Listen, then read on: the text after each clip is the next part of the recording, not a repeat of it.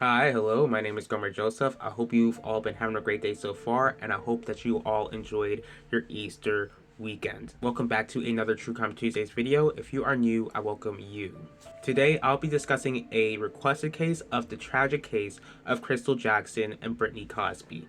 Researching this case was not only heartbreaking, but I also found it to be extremely troubling. What troubles me the most is that the person who took their lives was someone that they should have been able to count on to protect them. Now, I encourage you all to do your own research with this case and not to just look at my video for all of the information. Here we go. So I'll start off by talking about Crystal Jackson. Now, she was born around 1990 in Texas to parents Ivan and Mary Jackson. Crystal was described as a loving single mother of a girl named Zanaya. She was known to be one who would sacrifice for those she loved. She was known as special to those who loved her. Crystal also worked as a security guard. She enjoyed taking pictures and was known to have a beautiful smile. Britney Jackson, I believe she was born around 1990 to parents James Cosby Jr. and Loranda McDonald. Britney was described as someone who loved spending time with her friends. She worked as a Starbucks barista. She loved kids. She was outgoing. She would have helped anyone, and she enjoyed singing. Now, the thing about Crystal Jackson and Britney, of course, they're not related. They were absolutely more than friends. They were actually lovers. And, the thing about Crystal, she had a daughter, and like I mentioned, Britney loved kids. So Britney and Zanaya were able to get along extremely well. Like, Crystal trusted Britney with her daughter. Like, there would be times where Britney would carry Zanaya to the bus stop or carry her to school.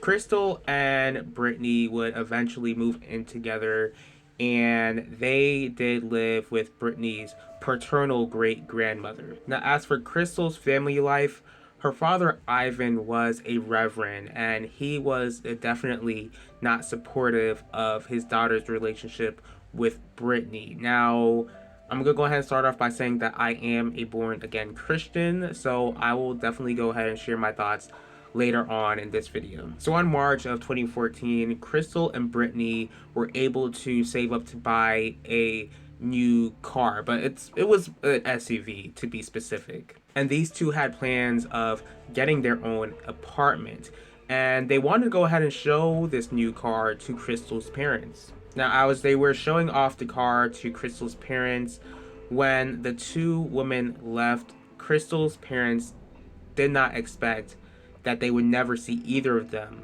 alive again. The following day, Crystal's mother, Mary, tried calling her, and when she wasn't able to reach Crystal for some reason, she ended up trying to go ahead and reach Britney, but she wasn't able to be reached at all either.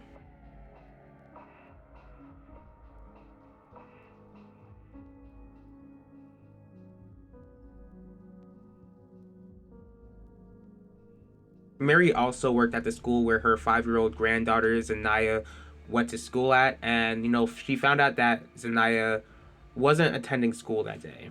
Ivan and Mary, they do not have a good feeling about this at all. So they went to Crystal and, or at least they went to Britney, because it wasn't really their house. They went to the house of Britney's great-grandmother, Annalie Cosby's house. They saw that Zanaya was there, but there was no Crystal nor Britney. The night is over, a new day has come, making Crystal's parents worry even more. So they began calling hospitals, police stations, and even calling morgues. Yet it was still difficult to locate Crystal and Britney. Now, just to be specific, the two of them lived in Houston, Texas, but an hour away in Post Bolivar, Texas, on March 7th of 2014, a delivery driver found a horrific sight. At first, this driver suspected that they were looking at discarded mannequins, but the delivery driver soon realized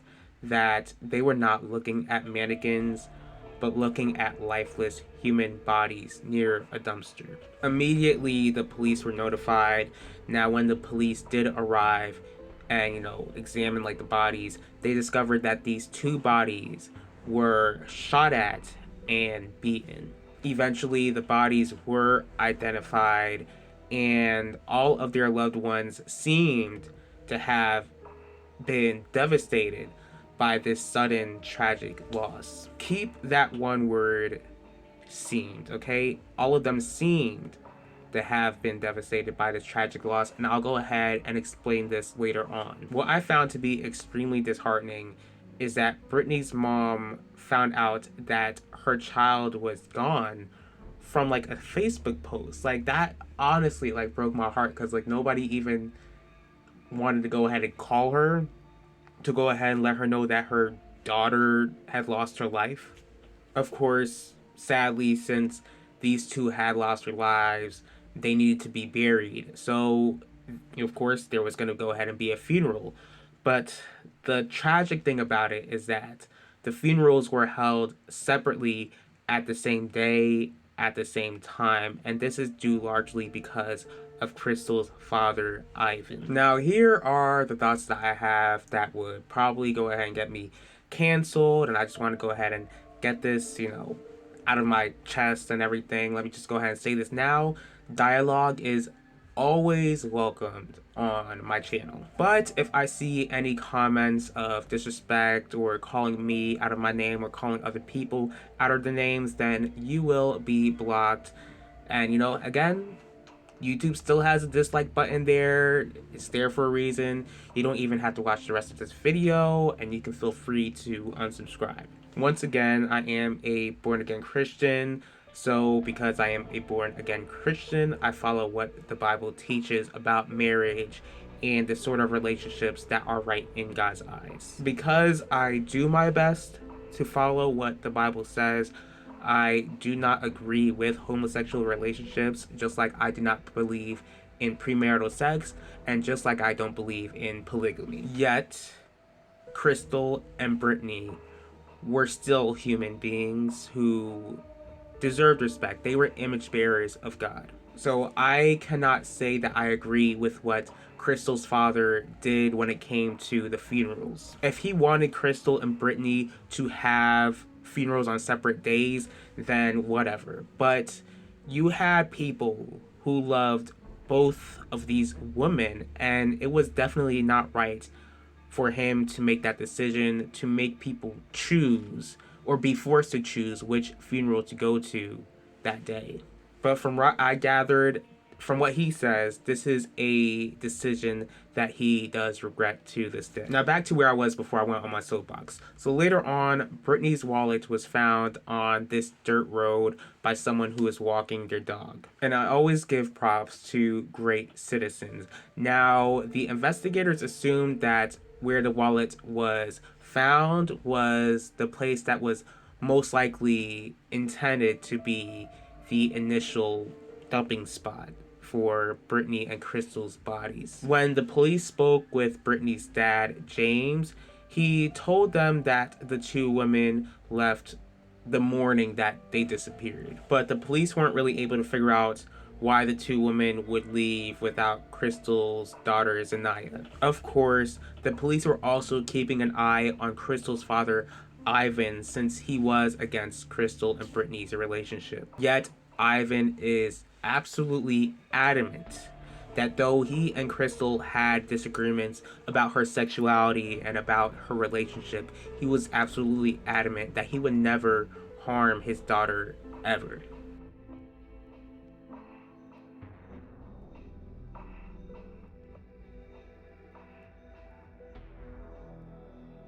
Eventually, police would discover surveillance footage of Crystal and Britney's SUV being checked by a security guard working on the ferry. So they see that this is the SUV that Crystal and Britney purchased. But what they noticed was that they saw a man getting out of the SUV. This caused the police to believe that Britney and Crystal's bodies were already in the back of the van when the security guard check the SUV. So investigators, they see the surveillance footage. They are able to get in contact with the security guard, who is able to share a description of the man that he stopped. Not only that, but a fingerprint was found at the site where Crystal and Britney's bodies were discovered.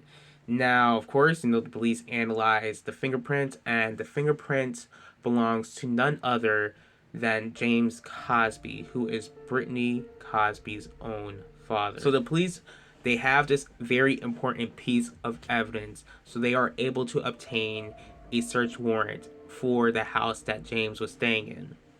And if I haven't made it clear, James was also staying at his grandmother's house alongside with Britney and Crystal. Now, I don't know if he was living in his house, all the time, or if he was just in and out of the house, but I know, of course, at the time that the police got the search warrant, he was definitely staying. Now, the thing is that James was not home when they were able to search the house. As they did their search, they discovered blood spots all over the house. Clearly, James was not a criminal mastermind, because he couldn't even clean off the clear stains off of a carpet in his own house. Here is what makes me very sick to my stomach. Here is just what makes me very furious. Now, James, he's actually at a candlelight vigil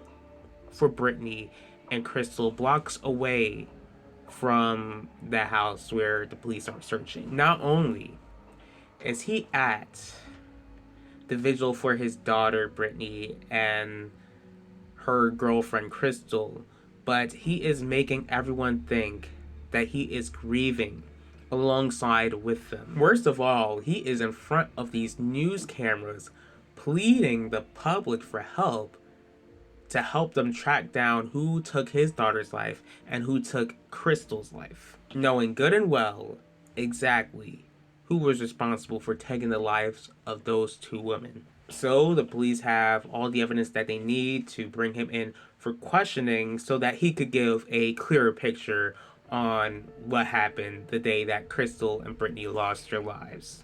At first, he kept deflecting and denying for hours, and he just refused to give a clear confession. Eventually, the SUV was discovered, found blood in back of the SUV, and James Cosby would be charged with taking the life of his own daughter and the woman that she was involved with. What investigators believe was that James was beating the life out of his own child, Britney, and then would shoot Crystal right after. What really broke my heart is that I discovered that Crystal's 5-year-old daughter at the time, Zanaya, basically heard James take the lives of her mother Crystal and taking the life of his daughter Britney, and basically hearing him dispose of their bodies.